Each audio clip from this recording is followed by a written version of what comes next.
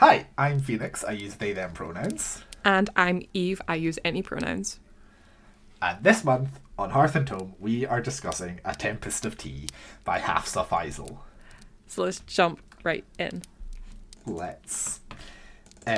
This is season 2 of Hearth and Tome. Yes, this is our first book club of season 2. This is. I almost forgot when we were. We've started out real strong. Yeah. Oh God.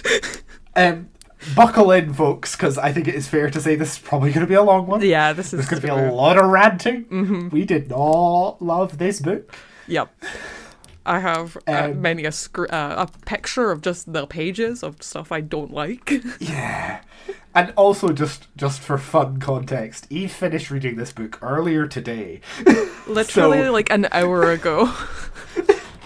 So that's like gonna be extra super duper fun. I read this book last year, technically. I finished it on Christmas Eve. And this took me almost a month to get around to that's fair enough. To be fair, it took a while to get me to get you the proof. I'll count it as almost kind of not wanting to when you texted me. We could have put more effort into getting the proof to you. No, but it was no, don't worry. I was kind of it was all good, but I was my excitement level went down when you texted me. This was a book. So I was like, it's a surefire sign that I didn't enjoy a book when all I can do to describe it is say, well, that was a book. It was an experience, to say the least. Yeah, it's not our best time, but that's fine. We'll get to this. Yeah. Firstly, of course, as in season 1, we are rating all of our books using the compile system as created by Book Roast on YouTube. It breaks down a book into 7 different categories. You give each category a score out of 10, add them all up and divide by 7, and that gives you your average score. The categories are characters, atmosphere and world building, writing style, plot, intrigue, logic, and enjoyment. Mm-hmm. So, before we jump into... Actually, we should probably do a quick summary and then talk about our overall score. Yeah. So, Eve, tell us what A Tempest of Tea is about. Oh, Tempest of Tea is by Hafsah Faizal. It's where our main characters are on the streets of White Roaring. I don't know how to pronounce her name, so I apologise if I get this wrong. Arthi? I think it is Arthi. Okay. Yeah. And Jin host an illegal blood house in the city. By day, it is a tea house. At night, it is a blood house for the vampires feared by the society. But the establishment is threatened, and then they have to basically strike an unlikely deal to kind of save their business.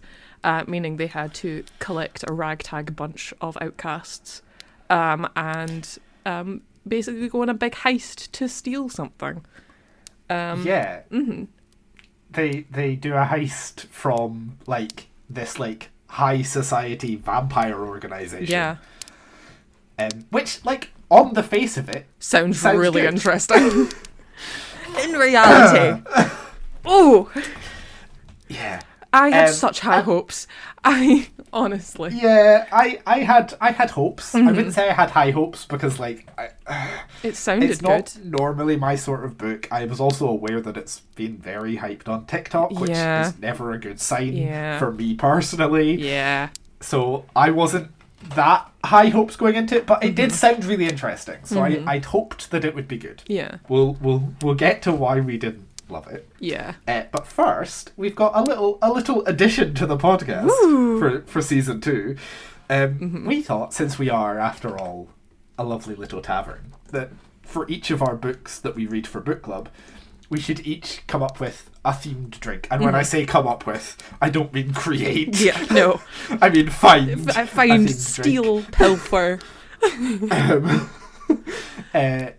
We had a little discussion, and basically, I don't really drink tea or coffee, and Eve doesn't really drink alcoholic cold beverages. drinks as such, like cocktails and mocktails and stuff. So we've decided that for every book club, I will come up with a mocktail, because I don't really drink alcohol either. Yeah. A mocktail that I can theme to the book, and Eve will come up with a hot drink themed to the book. So Eve, tell me, what is your themed hot drink for A Tempest of Tea? Well, I thought long and hard about this. as in not that long and hard. So I've went with hot spiced green tea. Specifically a recipe that involves you using cinnamon sticks, cardamom, and green tea, obviously, ginger root and lemon zest. It is very good. It's so delicious. It feels like a warm blanket of a drink, and because it's got the cinnamon in it, Yep. it's you cannot taste kind of like grassy texture of the green tea. It's more kind of like it's more mulled than Cool. your average green tea. It's very tasty. And because it's kind of like mulled texture, it kind of reminded me of vampires as well, because it's kind of reddish in colour. Okay. And also it's tea, which, yes, is literally in the title of this book. Exactly. If I went with a coffee, it would feel wrong. I was slightly worried that you were going to come at me with a coffee. Yes. I was like, this better be tea. This better be fucking tea. This is a ginger root latte and you'll be happy with it. No, it's very delicious. Good. I have gone very surface level for my drink. I took the long and arduous task of Googling vampire-themed mocktails. Love that. And after a lot of narrowing down, because there's a lot of wank out there. Is there? Oh, God. I settled on a Shirley Temple, Ooh. which is 1 ounce grenadine, which is just like cherry-flavoured syrup, and 8 ounces of Sprite. And it's red, and that's it. That's my vampire. It looks like blood. I love that. It's very tasty, very refreshing. I've also done a variation on it. Not that I'm not drinking that right now, but where you use passion fruit syrup instead of grenadine, which is very tasty. Very nice. I don't know if that's got an official name, but I've been calling it Shirley Temple's Passion because I'm hilarious like that. And if you do like alcohol, it's very easy to make a Shirley Temple alcoholic by just adding vodka. Oh, love that. But I would recommend Googling to find out how much vodka to add, because I wouldn't know. Yeah. But yeah, Shirley Temple, it's red and very, very refreshing. Very nice. It does feel a bit weird because today is very cold and this drink does have ice in it, but that's fine. Midwinter, have something very, very cold. Yeah, so we'll both be drinking our themed drinks throughout the recording. We will, of course, try to minimise the amount of noise that makes. Yeah.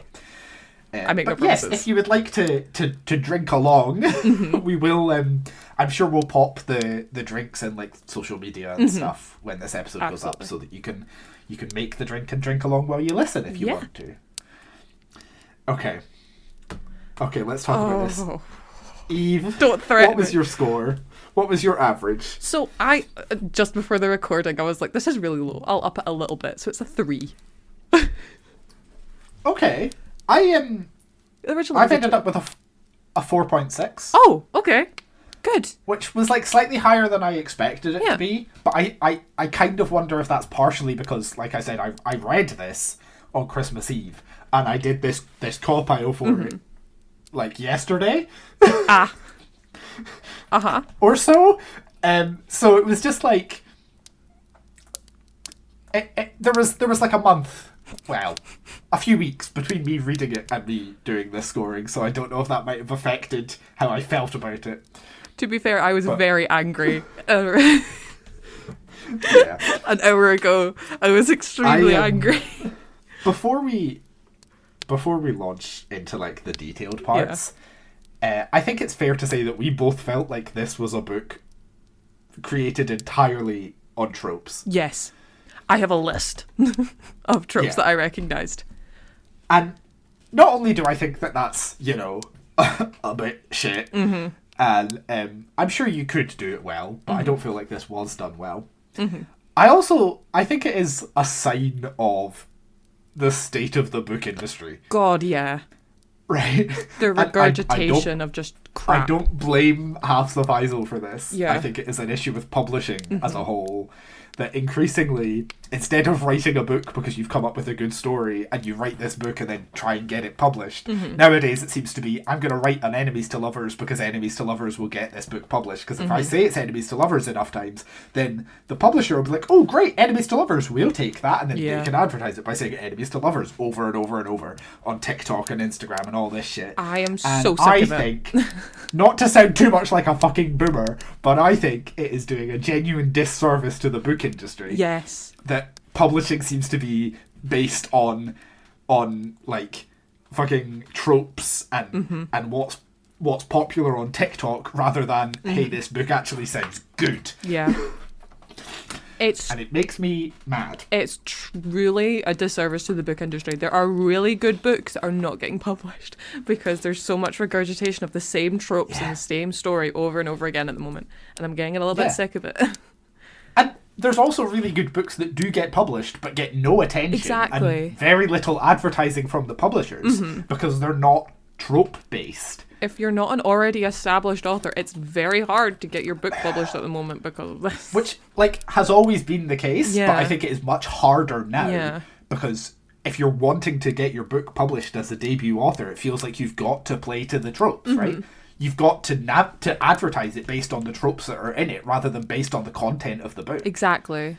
And it's, it pisses me off. Especially, it is genuinely heartbreaking. It really is. Because, like, every... Personal beef. It's like, I don't like romance, and every book that's coming out at the moment is romance-focused, and I'm just like, I'm not into it. Please give me the actual world building. I'm sorry, I'm going to mention it now. The world building was shit. Oh, God. Yeah, it was not great. What is this? I honestly...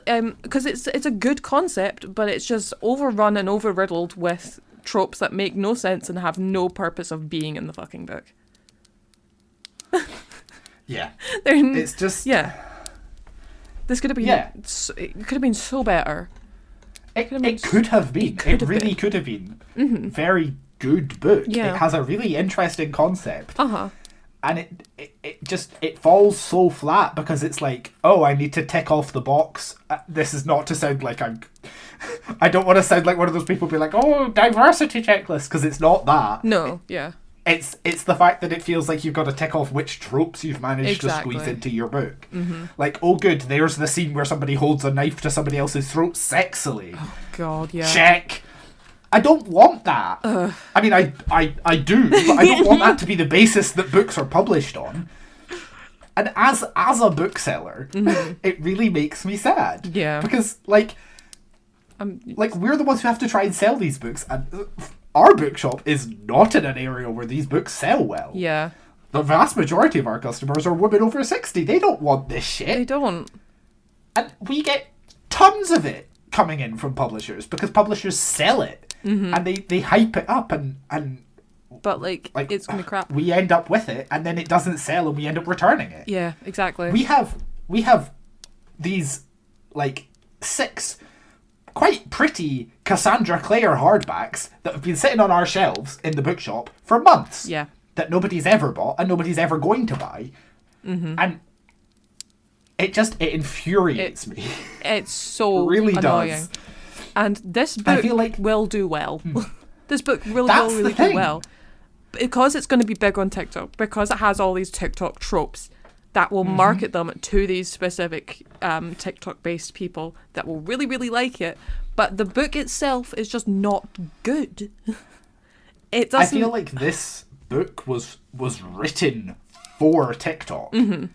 It wasn't written with the author being like, oh, this will also do well on TikTok because of this. It feels like this was something that was written specifically to appeal to a certain segment of Book Talk, which seems to be, by the way, the like loudest section of Book Talk. Right? I know there are so many Book Talkers out there who aren't part of this, and I give my love to them trying to fight to keep a platform that isn't just constant shite. Yeah.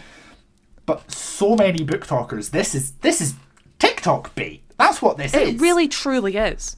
It really is. That should not be the reason that a book gets written and published, but it is. It feels like this book only exists because of TikTok. Yeah.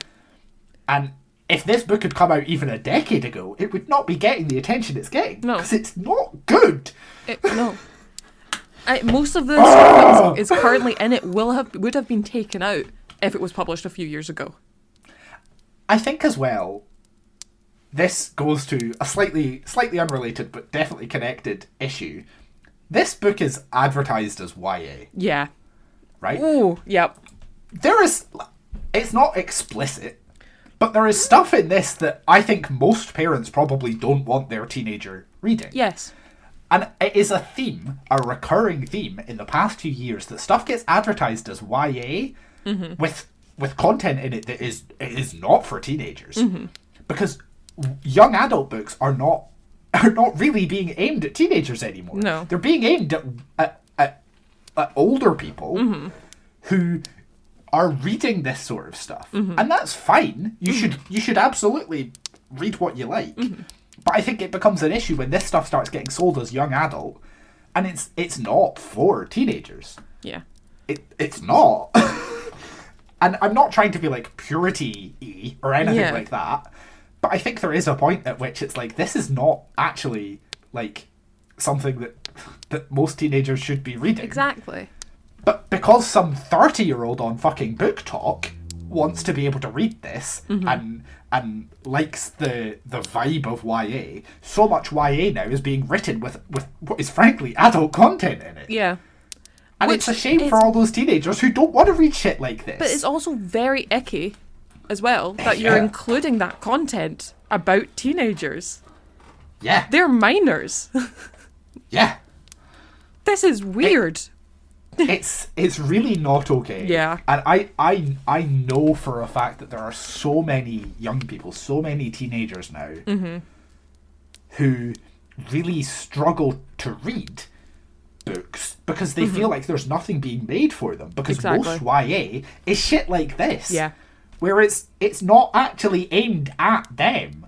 Yeah. It's aimed at fucking Book Talk. This is And exactly it is squeezing actual YA readers out of the YA market. Yeah. And I think that is such a huge shame. And it really is. Book Talk has a lot to fucking answer for. It is.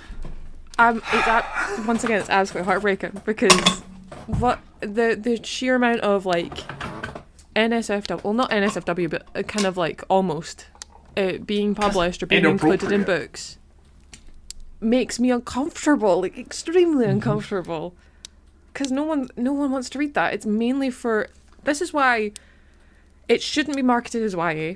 It can be written in the YA style, but put it as like, that's why I'm a big advocate of like the new adult kind of like thing.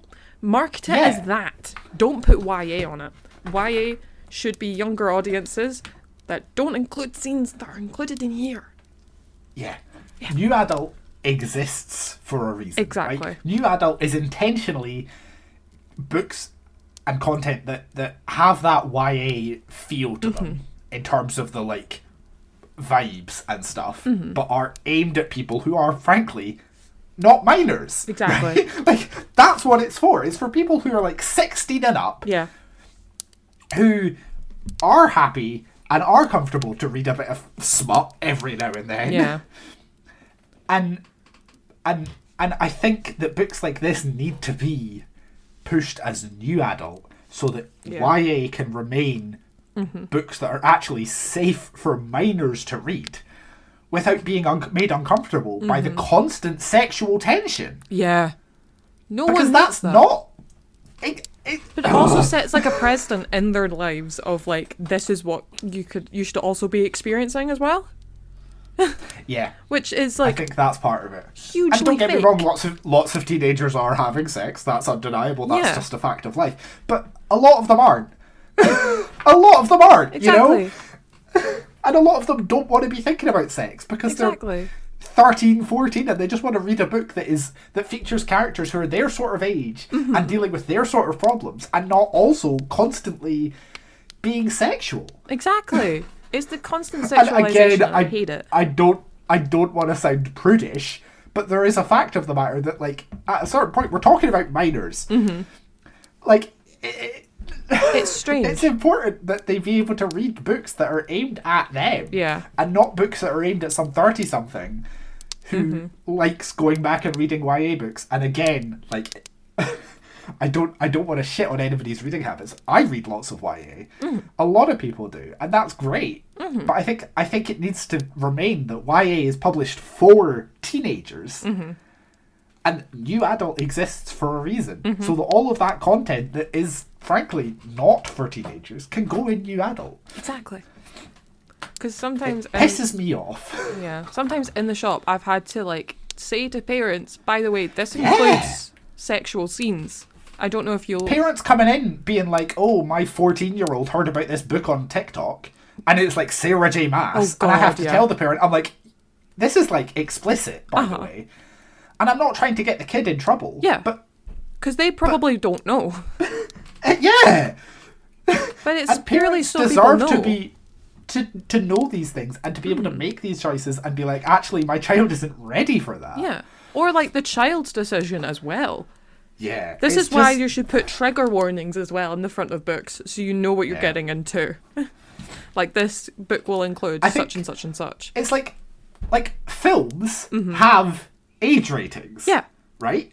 And they exist for a reason. It's so that people can be like, oh, well, this probably has explicit content in it.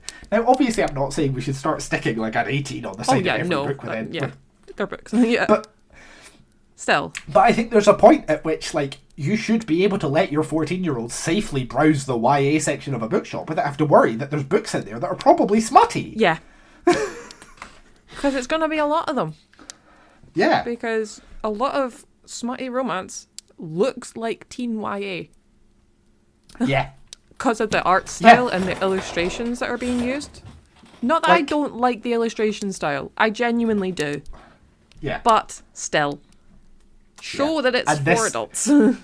Again, like, this book is far from the worst offender, far from the only offender. No. It's triggered this conversation for us. Yeah. And I think that A Tempest of Tea is definitely has the potential to be something that a lot of, like, young adult people go, oh, this is big on TikTok, I'd like to read it. Yeah. And actually might end up not enjoying because it's not really written for them. Yeah, no. And the truth of the fact, this book will do well. It's going to reach a lot of people. It's going to explode. I mean, it's already all over TikTok, but it's going to explode more. Every review I've seen of this book is like 5 stars everywhere, and it's always kind of like the same people. But I'm like, it was interesting scrolling through the reviews on Storygraph of this book, and it's mostly 5 stars. Like, oh my god, this book's incredible! And then every so often, there's one that's like 2 stars, and it's like, this book's not very good. Yeah. And why is it YA? And it's so reliant on tropes. And I'm like, there are people out there. Yeah, exactly. who talk about these things, and I think it's good to do that. If you're one of those people who reviews books and, like, honestly talks about them, thank you. Good. Thank you so much. We need people like you. Exactly. And if I would also say, if you're out there and you're one of these people who reviews books on Storygraph or on Goodreads and doesn't, like, write about them, obviously that's fine too. But, like, consider sometime trying it, because I find it helps me put into words how what I thought about a book. Even if it's just like an inclusion of helps. Sorry, go ahead. Yeah. Of like what's being it helps other people who are looking at the book on Goodreads be like, oh, maybe I'd like this. And being able to look through the reviews and seeing people who have left, like, lower scored reviews with an explanation goes a long way towards helping somebody find out whether a book is right for them. So just, like, consider it sometime. Even Give if it it's a go. A sentence or two. It's not as scary as it feels, I promise. You don't have to be the people who put, like, pictures and GIFs and, like, quotes and long-winded paragraphs. You can literally write a sentence, and that's a lot more helpful than some of the 5-star reviews that are getting plastered everywhere. But or even if it is just like content warnings or whatever. Please. Stuff like that really helps. So don't be afraid to say these things. Exactly. I think Goodreads can be scarier as well, I think, because it's Goodreads and there is a certain type of reader that seems to be, like, dominant on Goodreads. Unfortunately, yeah. And, like, you can... Am I crazy, or can you comment on reviews on Goodreads? Yeah. You can get into full arguments. People have got into full arguments. I've got, like, hateful comments on my 1-star reviews. Like, I did a Yeah. quick flashback to like 2 years ago. I did a review of hating Donna Tartt's The Secret History, and I got someone telling me I was so wrong and I should grow up and stuff like that. Yeah. What? Yeah. So what the hell? You're worried about stuff like that, use Storygraph. Storygraph is so good. No commenting on reviews, and your review can just sit there. People can't come at you and tell you why you're wrong and that you're a terrible person or any of this shit. So if you're worried about responses to your review, try using Storygraphs because, and also like there's no messaging feature on Storygraph, none of that. So there is no way for other people to abuse you. Exactly. Basically. Yeah. It's so much better. I love Storygraph, and it sets the layout out for you. So even if you don't want to write anything, you can still add triggers at the end because it has like a list of them, or you can add your own. From what I remember, excellent. Whenever you go to review a book, there's like questions that you can answer about whether it's like plot driven or character driven or is the cast of characters diverse, all this sort of stuff. So even if you don't want to write something, filling in that can help people. Yeah, exactly. A lot of people would be very thankful. Yeah. It would have been good to know when we read Scholar's Wake that there was that disgusting sex scene. Yeah.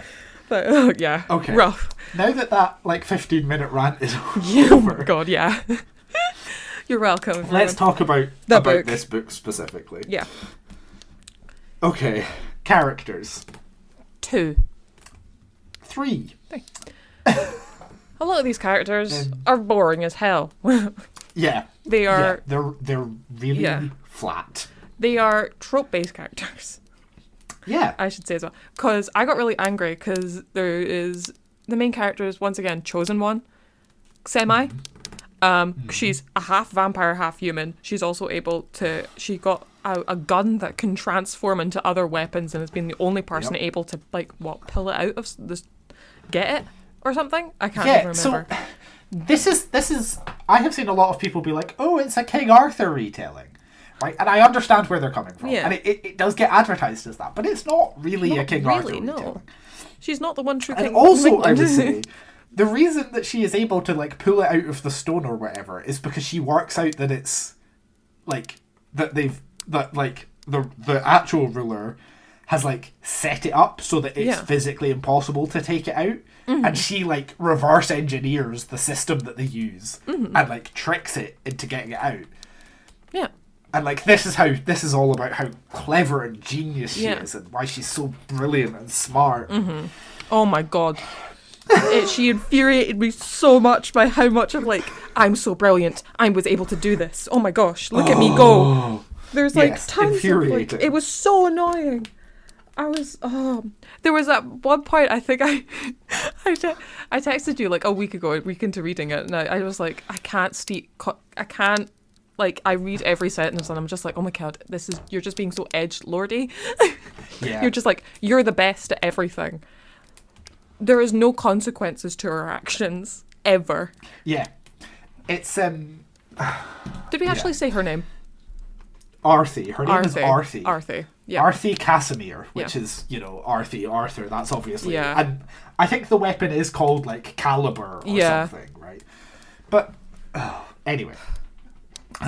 Yes. She is really annoying. Yeah. Extremely annoying. The characters are all really flat.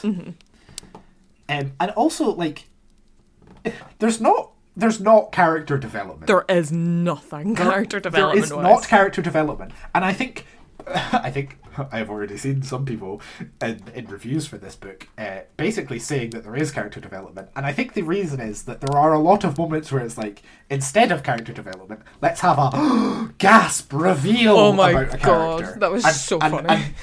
And not bother having, actual development. Yeah. Like, there's so many moments where it's like, oh my god, she's secretly a half vampire. Oh my god, character development. I'm like, that's not character development. Revealing things about your character as like a gasp moment is not character development. These characters do not fundamentally change over the course of this book. They do not grow. Nothing about them changes. They do not become better or worse people. They are just the same, but you know more about them. Exactly. And that doesn't make them better. And because she never told Jin, which is her like an adoptive kind of like brother. She does not tell him once that she's a half vampire. And you just know, because he gets turned at the end of the book. Once again, I also hated that. Rough as hell. But yeah, it's like he dies, and so she's like, oh, I'm going to save him by turning him into a vampire. Which, by the way, it would be a really good twist if it didn't work and he just died. I would actually be really okay with him just dying. If he had died, yeah, seeing her as a vampire, right?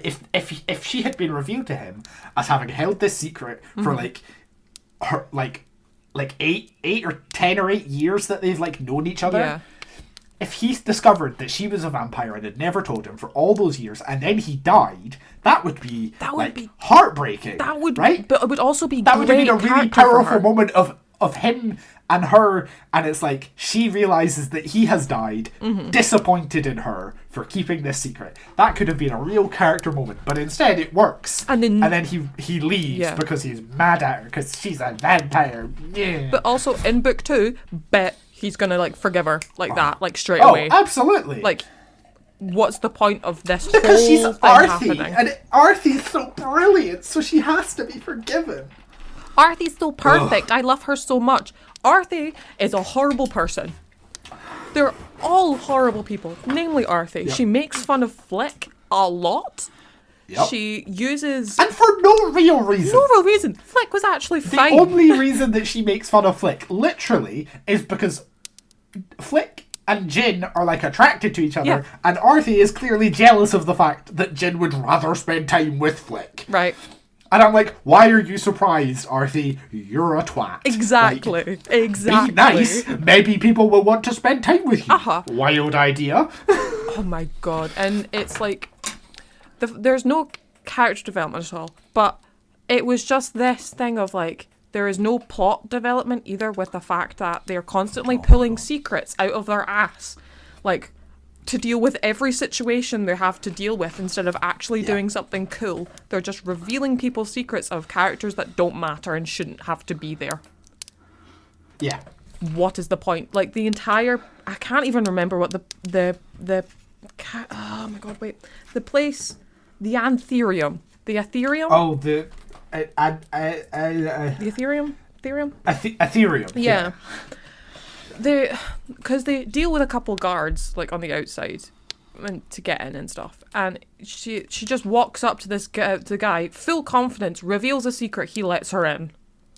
He doesn't go to warn anyone, from what I remember. Yeah. He doesn't do anything. There is no point in his character. Why do we learn stuff about people that doesn't matter? It is giving Kaz Brecker. It is giving so much Six of Crows if it was just shitting about vampires. Yeah. It's just a rehash of it, and it's just annoying. And please, more that could have been so more interesting to get into the Ethereum than just spreading secrets. I was bored. Half of the time. Do you know what I think as well would make a difference, right? Is if the reader knew from earlier on that Arthie's half vampire.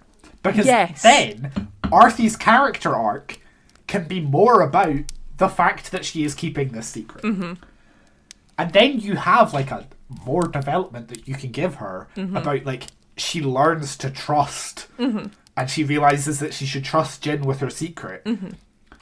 That would be more interesting than having it be a reveal to the reader and the characters and be like, why need character development when you could just go, oh, she's a vampire, oh my god, what a shock, so like, shocking, oh my god. Yeah, reveals are not development. Exactly. They aren't. And there's so many opportunities I can see in this book where it's like, you could have done this, you could have done this, exactly, and instead you just went, reveal, oh my god, it's just over and over again. It's like they're following a pattern. It's like methodical pattern. I'm like, it's just rough. The other thing as well is if you're gonna have gasp reveal moments, you can't have more than like one or two. Yeah. Because otherwise it just gets like, oh, okay. Oh, great. Another one. Another one. Great, okay. There was like 8 reveals in the pattern. Your readers are going to stop caring. Yeah. Because it doesn't matter. Because every fucking thing has been gasp reveal, gasp reveal, gasp reveal. Instead of like building up to one big reveal. Exactly. It's constant reveals all the way through the book. As if that's writing. It's not. Sorry. But that's not good writing. It's not no good offense, writing. Hafsah Faizal, that's not good writing. I'm sure Hafsah Faisal's other series is better than this. I'm sure it is.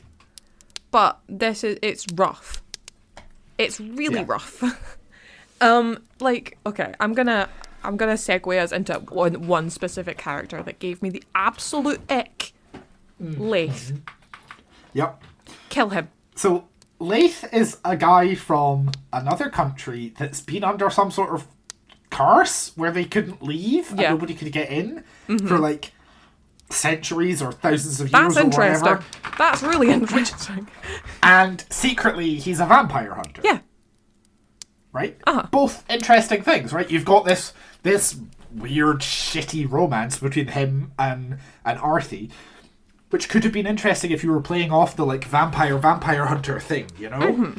Like, that could give you chemistry, that could give you enemies to lovers. Mm-hmm.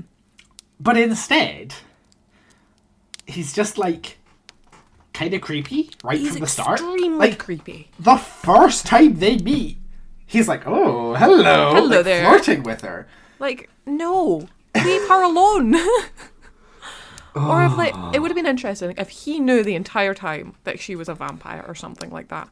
And he was using her to get into the vampire society to do a bigger thing, like blow it up or something, to cause more vampire death.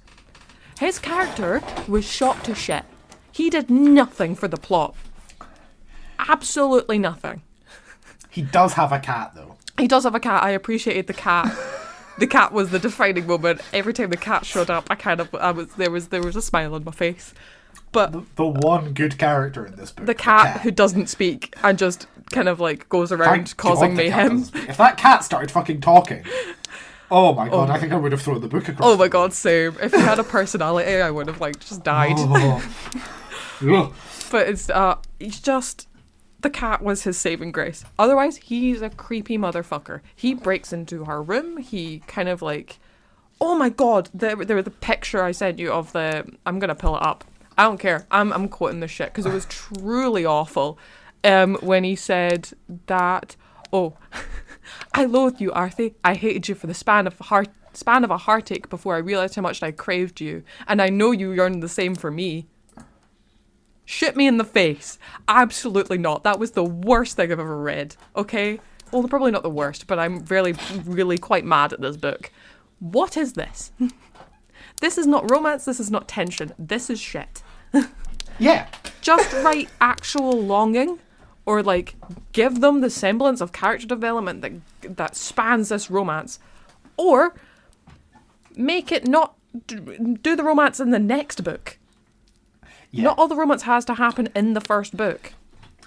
You want a prime example, a perfect example of two characters who loathe each other, absolutely hate each other, and then that loathing, that genuine loathing, becomes like just the most amazing, like powerful love for a very short period of time before one of them jumps on a fucking fence. The Locked fucking Tomb. The Locked Tomb. Read that. Right? The entirety of Gideon the Ninth is this wonderful... Sorry, spoilers for Gideon the Ninth. It's this wonderful thing where they spend the whole book hating each other. Really deeply hating each other. And then right towards the end of the book, Harrow, who the whole book has been like a total bitch to Gideon, is like, oh, by the way, Gideon, I basically love you. And Gideon's like, oh shit, I basically love you too. And it works so beautiful well. And heartbreaking. And then we get this, where it's like, oh, I loathe you, but I actually love you. Oh, no. Right? Fuck you. Absolutely fuck not. And then it goes into one of like a really gross reveal of her being the half vampire and then drinking his blood while he's like, I love you so much in her ear. And I'm just like, that is creepy as shit. He like lets her drink his blood so that she can heal, and then he leaves. Exactly. Like, it's what weird. Is the point? Why wasn't... Oh my god, it could have been so much better. His constant harassment of the female gender makes me sick. To quote... horrible. To quote Adventure Time. But still, he bothered me so much, and I hate him. He is a fucking dirty cop trope ace character that does nothing wrong, that basically did fuck all for the entire thing. Could not give a shit. Yeah. Absolutely awful. Same with Mateo. He didn't do anything. And like Flick, sure, she made the little box thing, but she also barely did anything. Apart from like be like a link to the mother for the reveal. Oh my god. That was boring as hell. Oh my What did that god. have to do with anything? Again, such potential for character development. Exactly. With Flick particularly. She had such potential for an arc, and it just goes nowhere. Exactly. It's just shit, and it's like, oh my god, her mother is secretly the monarch. No dun, way. Dun, dun. No way. Don't care. Totally didn't see that coming. Oh my god. Awful. But then also Jin and Flick's relationship, boring, kind of weird. Kind of hated it as well. Jin is just not... He wasn't written as a kind of like romance-y character to me. The romance, it just kind of came out of nowhere because they kept staring at each other. We're just told that Jin and Flick are attracted to each other. But also, that's also so dumb. But also, Jin gets around with a lot of people. Jin is what's his name, right? Out of Six of Crows. Jasper, yeah. Yeah, but with less charisma. Less charisma. He rolled poorly for charisma. He had, was it Rose Ashby or something, was the vampire that he saved the brother of. Oh, yeah. And like, something like that, yeah. And by saved the brother of, what we mean, by the way, is that family are like a vampire family, and the dad keeps biting the children to keep them children forever, right? And her younger brother was like dying, and her dad was going to bite him to keep him alive. And she went to Jen and was like, could you kill my brother so he doesn't have to live eternally as a fucking vampire? That's what he did for her. And it all happened just to make off that screen. clear. All happened off screen. All happens off screen. It isn't mentioned once until it's suddenly like, oh, I have a friend. She can get me in. Exactly. And she doesn't even question it, gets him in, and then leaves him because he needs to sit down because he's overwhelmed. Again. Gone. She leaves. What is the point of that? Again, such potential for an arc for Jin. Exactly. Of like all about his weird conflicting feelings about the fact that he feels slightly guilty for having murdered a child, but also good because he saved him from being a vampire forever. And that has potential, but instead what we get is the flattest, blandest, like, oh, everything I do is for Arthi because she's so incredible. Arthi is a terrible person. Do not leave her. Leave her. Okay, we need to move on. We need to move on because we're like, because this is infuriating. We've just spent like 20 minutes talking about the characters. I could go longer. Atmosphere. I could go longer. I know. Atmosphere and world building. Atmosphere and world building. 3. A 4. Okay. Okay, so we both went up by 1. Yeah. The world building was thoroughly shit. It was just crap. This is based off a series that's already released and published and finished. Where the fuck is the world building? Where is it? Wait, it is? Isn't it? I thought it was like based off We Hunt the Flame. I have no idea. I've not read We Hunt the Flame. I have no idea. But like, We Hunt the Flame is like a big fantasy world, right? That's all I know. If she's able to make fantasy worlds, this could be much fucking better. Instead of the 4 streets that we are given as the world building.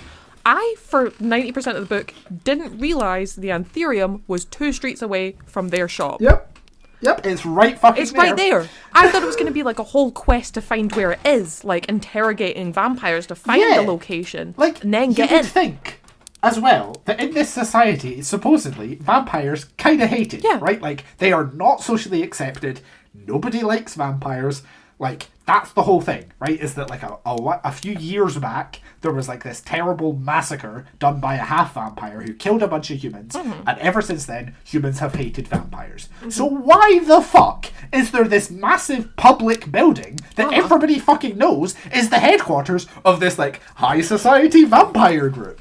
What? Yeah. No, No! It should be hidden. It should be secret. Yeah. Half of this, not half, a chunk of this book could have been about we need to work out where the Ethereum is. Because, like, we need to discover it. Yeah. Maybe the Ethereum isn't one place. Maybe it's the group of people and they move. Every time there's like a party, they're in a different place.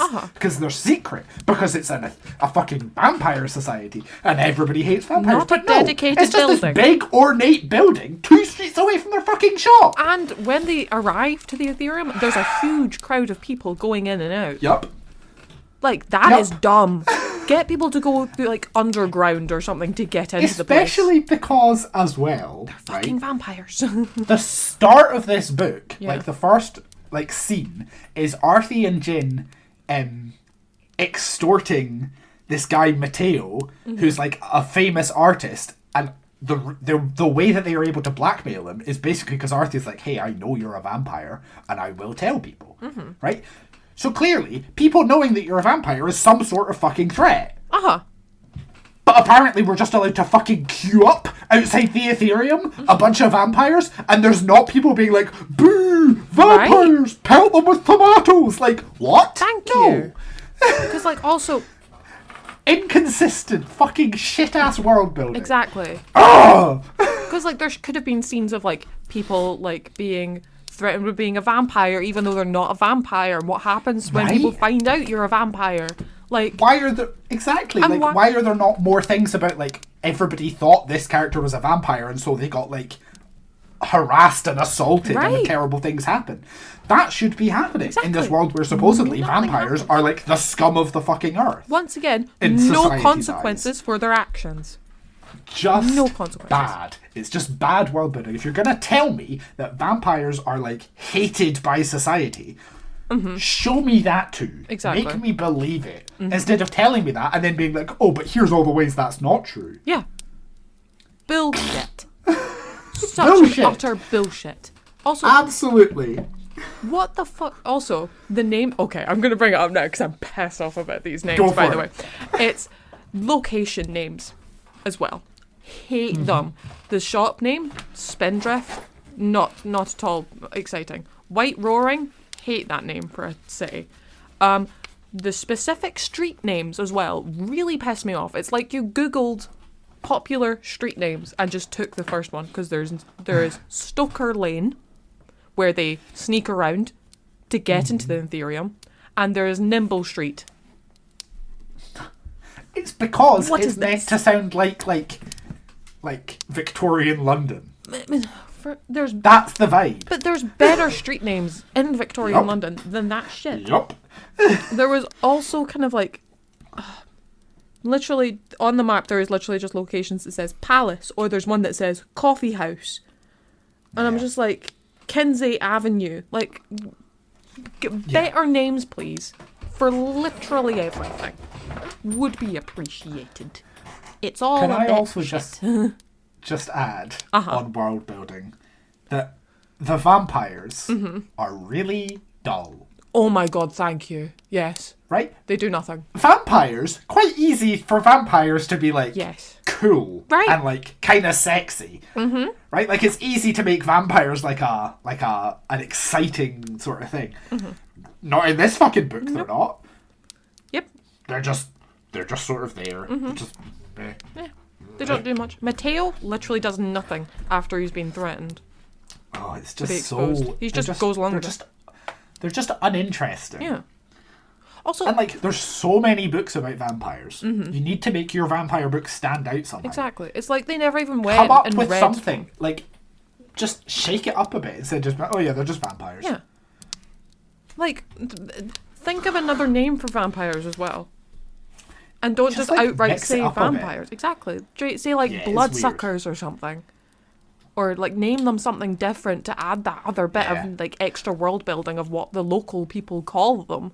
Because from my understanding, again, they're supposedly hated. From my understanding as well, this is like one of the only locations that have vampires. Because they've been kind of like, there was a thing of like they started there. I know there's another place as well they're being shipped from. But also, this is like a big population of vampires in this location. There is going to be local lore, there's going to be local names, and there's going to be local prejudices. None of this was seen. There's gonna be slurs. Exactly. It's just weird. It's weird. I will say though, I did like the occasional little dribble of like colonialism bad. I did like that as well. Me too. I just would have liked a bit more of that instead of just like colonialism bad. Therefore, Arthur wants to burn down the world. Yeah. It's just a bit like meh. It would have helped if Arthur was more of a interesting character. I think. Yeah, or like had that, or that fucking reveal of a bigger motivation early on, instead of just revealing Penn as her like adopted father. Like, I don't give a shit. He was in it for like 2 minutes and then died. I'm not even kidding. He literally was 50 pages. We know about him and he dies. And then I'm pretty sure he died, doesn't he? Because like, I can't remember. Because like she cradles his body because he jumps in front of a bullet for her, and it's through his chest. Oh. Yeah, he dies. I think. I obviously wasn't paying very much attention by the time it got to that point. And then it's just before she then goes back to her room and then finds Lath in there, and then I see. and then he shoots her, and then she gets taken away by whoever the fuck is before the ram, the lion or something. Oh, the leader of the city. Knows? Absolutely. Oh, wait, hold on. I've got my book right here. The Wolf of Right Roaring. Also awful names. Awful. No. The Wolf of Right Roaring is the unnamed vampire who did the terrible murder. Oh yeah. Sorry. That's the like massacre guy. Anyway. Still. Writing style. 5. 4. It was fine. I have like. It was fine. Yeah. It was quite flowery in places. Like extremely And, flowery. There's like in like turn of phrases that didn't need to be in there half of the time. Yeah. I've also written, how the fuck do you manage to write dull vampires? Yes. How? Vampires in themselves are cool, right? Yeah. Like, you would think. Yeah. But anyway. Yeah, I don't have much more to say about writing style. Me neither. I just thought it was fine. I just thought It wasn't atrocious. It was just fine. It was fine. Once again, multiple POVs. I was fine with that. I was kind of happy with that. At least it would. I think that kind of worked. If any of the POVs had been interesting, it would have worked better. If it was purely from Arthur's POV, I would have DNF'd it. Oh, I would have. Yeah. I would not have been able to keep going with her kind of like not with her like self-worshipping bullshit she had going on through the entire thing, thinking she was the best at everything and being an absolute Which isn't helped by the fact that every time it's Jin's POV, it's like, oh, Arthur's so amazing. Yeah. Like, Jin, have a personality. Yeah.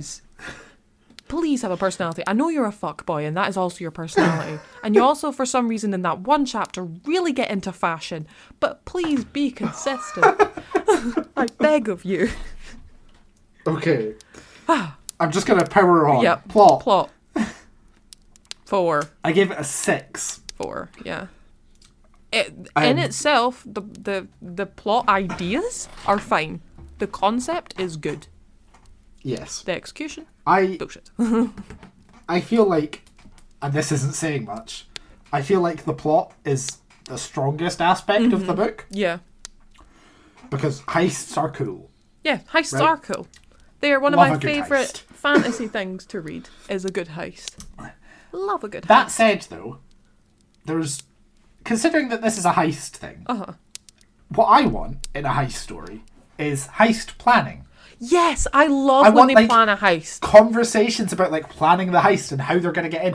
It felt like that conversation lasted like a couple of pages and then it was done. Yeah, and then they executed the plan perfectly. And nothing went wrong. Nothing went wrong. Except that Mateo like betrays them or whatever. Like the fuck. One of them should have been like captured at the gate or something. Because something could have gone wrong. Something should have gone wrong. But nothing went wrong. Or like they find the ledger and it turns out to be a fake or something. Just exactly. Yeah. Because there was a fake ledger. There was 2 ledgers. Oh, so there was. Yeah, because it's her and, is it Lath that she's with when they're finding and the then ledgers? she locks herself and he's in like, the vault. oh, I've got the ledger. And they're like leaving. Yes. And she locks herself in the vault and Lath gets captured. Yeah. And she's got the actual ledger. I would have loved a POV from Lath in that situation of how looking through the actual book and seeing it was a fake. Or thinking it was real. Or thinking it was just real. Yeah. It was utter there wasn't as much going on as there should have been. Literally. The heist went too well. Everyone just believed these humans were walking around in Vampire Society. How did they not realise they were... Like, these people are very well known. They run the blood sucking bank here. Arthie supposedly is, like, infamous. well known in the city. Like, everybody heard of Arthie Casimir. Because she's a fucking chosen one. And it's like... Does she dye her hair or something? Is that a thing? It's meant to look... You know the cover? It's like cotton kind of like blue. Oh, yeah. She's got blue hair. Yeah. I like so that. It's just weird that nobody's like, hang on, isn't that Arthie Casimir? Right. What the fuck is she doing here? Exactly. They didn't put a single disguise on. They just got well dressed. It's just strange. It's just stupid. Yeah. Intrigue. 5. 2. No wait, Intrigue 3. Sorry. Intrigue 3. There was a heist. I like a heist. Love a heist. That's why it's a 5. I didn't really care what happened to any of the characters. I didn't really care if the heist went well. Same. I kind of would have rathered it didn't. It was It was the first 100 pages. I was like, I have ended up skimming half of this shit. So I wasn't really like at all interested in where the heist went. Nothing went wrong in the heist, so I was like, there's no point in this heist taking place. You could have literally walked in the front door. No one would have given a shit, apparently. I think that's probably my biggest issue with it, right? Is it's not really a heist. Yeah. Literally. They just sort of because like they're in cahoots with Penn in the end. He's like fine with them having the book. Yeah. So like it's just what's the point of the whole heist? Just why have a heist Penn. if it's not going to matter? If Arthie knew Penn, then what was the point in the heist and not just sending him a letter? Yeah. It makes the whole motivation of them almost losing their tea shop absolutely redundant. Yeah. And literally, the motivation for the heist, effectively, in the end, is that Arthie just didn't want her secret to get out. Literally. Like... But apparently awful. She's this amazing person. She's so amazing, and she's also special because she's... I hate it. But she's going to put all of us through what is described repeatedly as being like a really dangerous heist into a really dangerous place. Nothing just dangerous for happens. selfish reasons. Nothing dangerous happens. It's just a bit shit. Yeah. And the whole like unlocking the vault with the mirrors. Huh? Oh yeah. What was the point in that? Like sure, you put suddenly a tiniest of like just for the characters to use their brains, and they obviously don't have any. So it's kind of just like self-explanatory, the easiest way to unlock it ever. Yeah. It's just what? Yeah. Okay. Yeah. Yeah. Logic 2. 5. The gun didn't make sense to me. What? It was just like, why does it change shape? Why is it a gun? This is one of the things I've said as well, yeah. Why has it got one bullet in the chamber? If it has to expel a part of itself, shouldn't it lose power if you use it? Or if it's like a sacred object? It would have been better if it had if it would like almost destroy itself if you used it in gun form. That would have been better. Yep. Just any amount of like lore about this thing beyond just nobody else could pull it from the stone, but she did. Ooh. Bullshit. That's not lore. It's just boring. Yeah. It's just giving your literal main character a shield, a plot shield. Yeah. And it's... I will say there weren't any major like plot holes. Yeah. As far as I could see, no. I also like the whole thing. Repeatedly throughout the book, it talks about how half vampires are really extra dangerous, right? Because like full vampires have a bit more control, but half vampires are going to go on rampages and shit, and it's really dangerous. And then right at the end, it's like, oh, but she doesn't because she drinks coconut milk. What the fuck was with the coconut? I was so confused about coconut. That supposedly drinking the coconut stuff is what makes her not go on rampages, but then, because it satiates her vampiric hunger or some shit. But like, obviously Jin's father was a vampire as well, because he was chugging that stuff.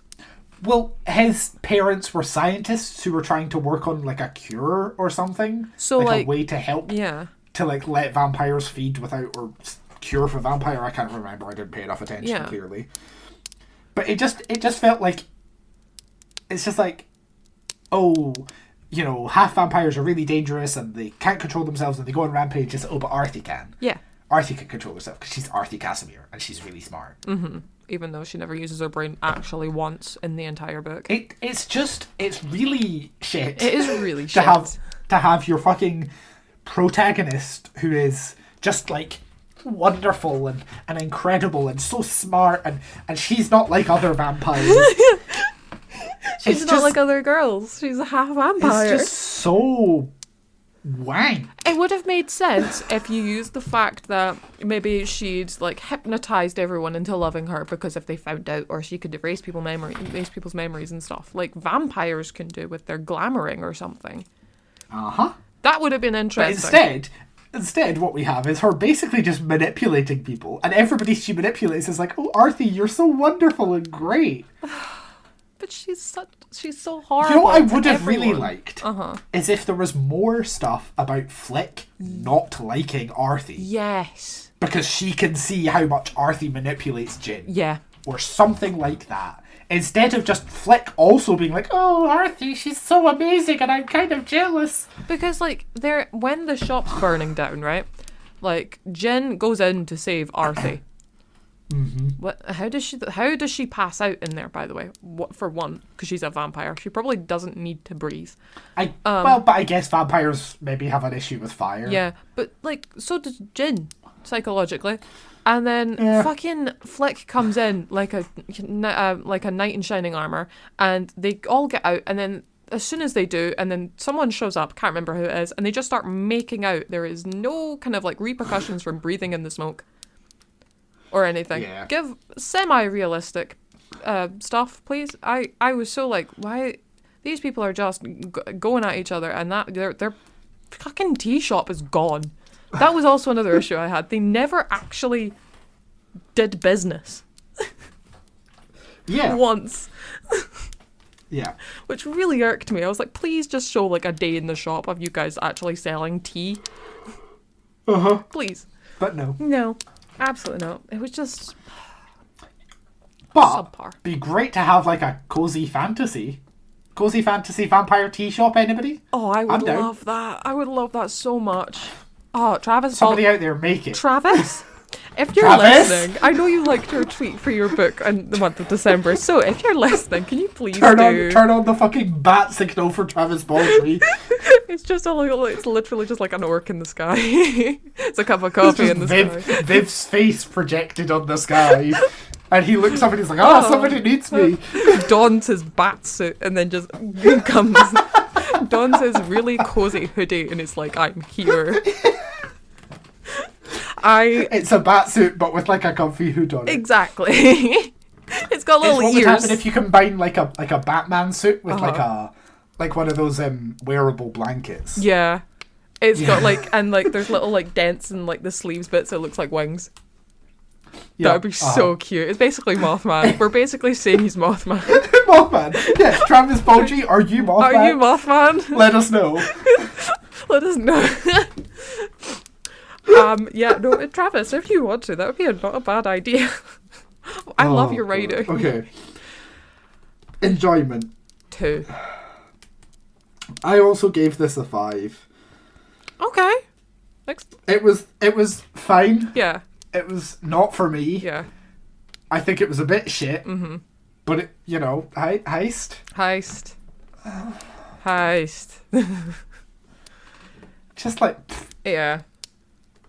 My enjoyment slowly dwindled. I read 50 pages and I was like, I don't want to read this. I'll just dog ear where I need to read in the next 2 days and I'll finish it.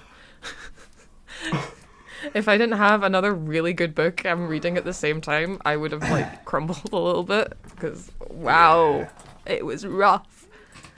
Yeah. It was just shit. But,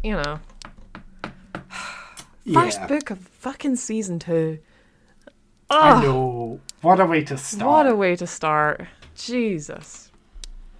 But we obviously have better books that we know of that we can give the audience. Yes. Yes. Yeah. Heist. Okay. Who doesn't love a heist? Yeah. And if you like a heist, I can recommend the book Aces Wild, A Heist, by Amanda DeWitt, which is literally about a group of asexual teenagers who decide to do a heist in Las Vegas because one of them, his mum owns casinos in Las Vegas, and she gets arrested for like organized crime shit, and he's like, I'm gonna do a heist against this rival casino owner to prove that it was like set up. And it's really good because it's just like, I think there's 5 of them. It's just a group of ace teens doing a heist. I love that. That sounds right up my street. Yeah. Read it. It's good fun. I will. Right now. Okay. I'll read go it. right. Right I'm now. going right now. Okay. What's one of yours? I have Empire of the Vampire by J. Christoph. Vampire, Secret Society, people hate vampires with a mighty passion. There is multiple instances of someone getting burned at the stake for being a vampire, which was really entertaining, and then their brother was turned. Ooh. And then he goes to a school to learn how to be like a vampire hunter because he's a half vampire. And then it's just them going about causing mayhem, killing vampires who are trying to currently take over the world. It's a fucking fantastic book. The second book comes out in March. I am rereading it next week. I am so excited. It is amazing. I can't really say much. It's a chunky book. I think it's like 800 pages, but it's so worth it. It's so worth it. And plus, it has the chosen one trope in it, but it's a side character who doesn't turn up until the last third of the book, which is kind of great, and he's not really that important. Nice. It's great. Chosen one is one of my least favourite tropes. Same. Like, it's boring. It's so boring. Yeah. Because they always think they're so great, but I love it when there's chosen one that people absolutely shit on. Yeah. And that's what happens in Empire of the Vampire. Nice.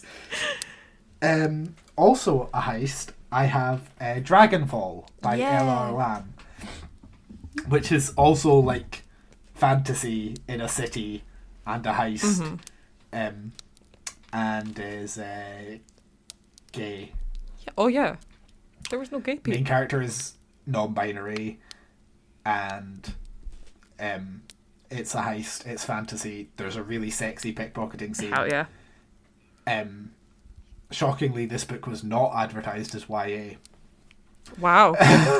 Is it I because know, they actually did the right thing and just didn't advertise it as YA because it's not YA. Yeah. I've just realised there's no queer people in Tempest of Tea.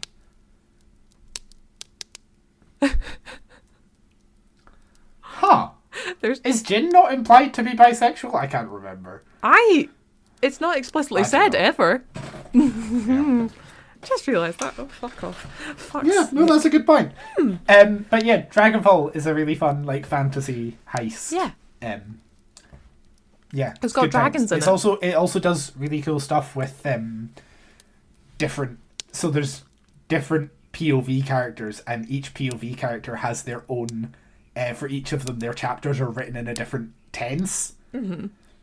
Which is really fun. So like some of the chapters are written first person, some of the chapters are written like in the it's like from the past, and it's all really cool. Mm-hmm. I like yeah. Mm-hmm. What's your next one? My last recommendation is I've mentioned it last year, but it was The Library of the Unwritten. Once again, heist kind of. They journey into like the human world as there's a literal library in hell with unfinished books, and the characters escape and try and find their authors, but if they do, it kind of destroys the author's kind of like will at all. They never write again. They kind of become husks kind of people. And so it's a heist to find this character that's escaped before he can talk to his author.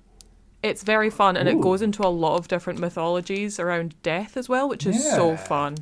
It's so fun, and it's a series. That does sound fun. It's very good. Nice.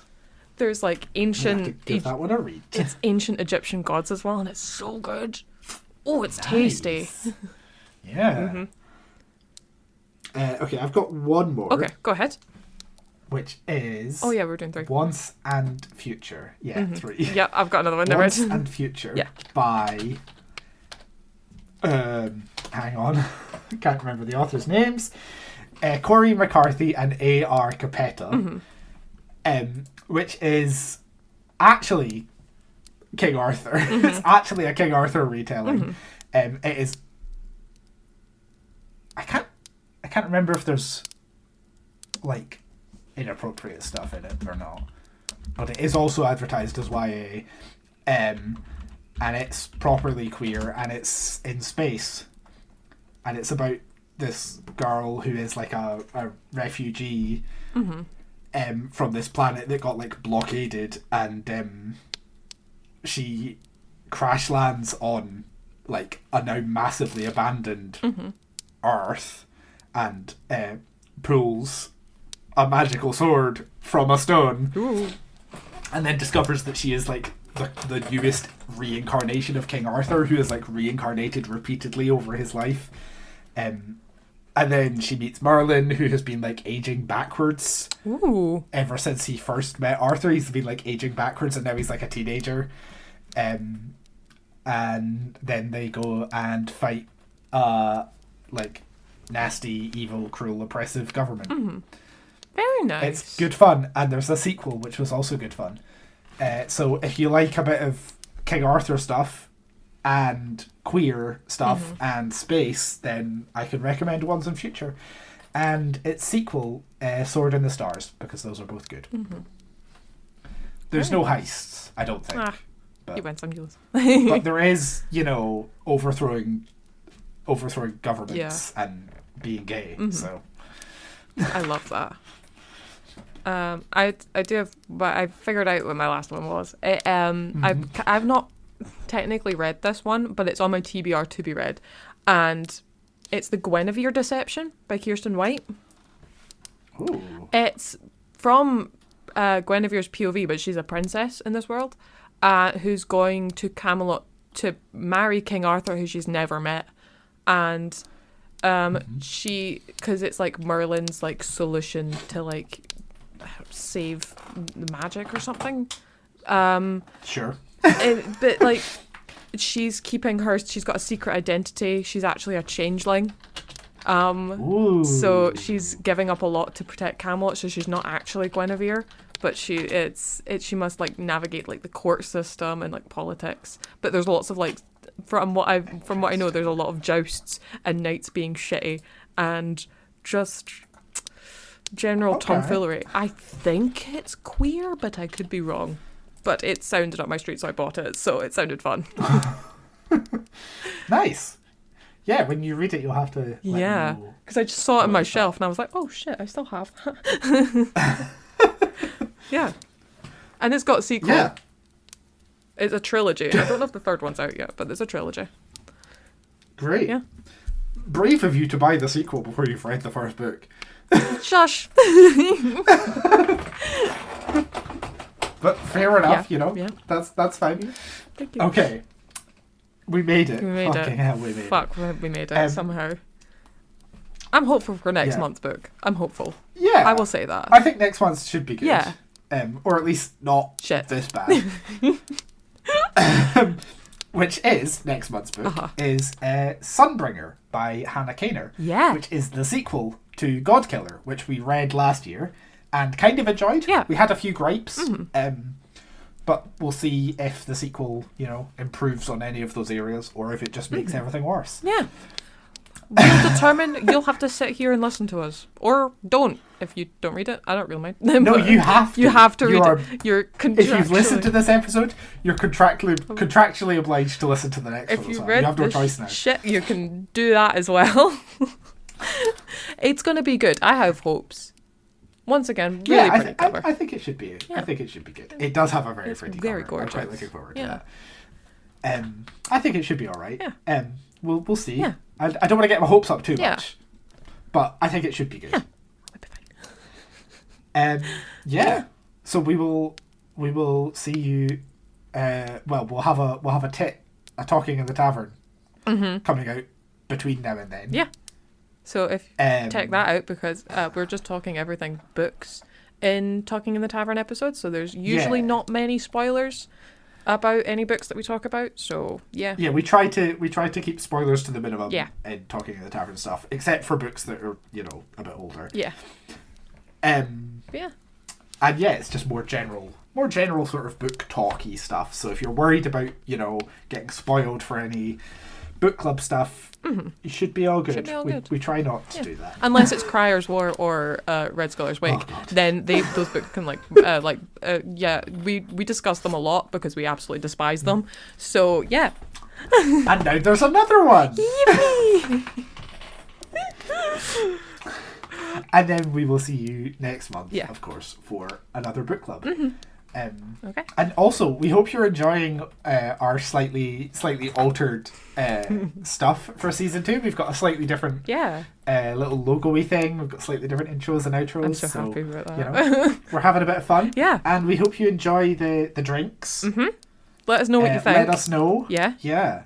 Get in touch. And if you have suggestions of drinks that might pair well with Sunbringer, you can always give us a shout on social media and stuff. Yeah. We're happy to hear suggestions for that sort of stuff. Yeah, absolutely. Thank you for joining us here at the Tavern. Phoenix, where can our listeners find you outside the podcast? They can find me on Twitter, Blue Sky, Threads, or Instagram, all under Beans and Fungi. What about you, Eve? And you can find me under Cozy Crow with an S and not a Z on Instagram, TikTok, Twitter, and YouTube. And of course, make sure to follow the podcast on Instagram at Hearth and Tome Pod, Twitter at Hearth and Tome, and TikTok at hearth.and.tome to keep up to date with all the goings on here at the tavern. Okay. Great. Bye. The music used in this episode was Midnight Tale by Kevin MacLeod through Incompetech.com, licensed under Creative Commons by Attribution 4.0 license.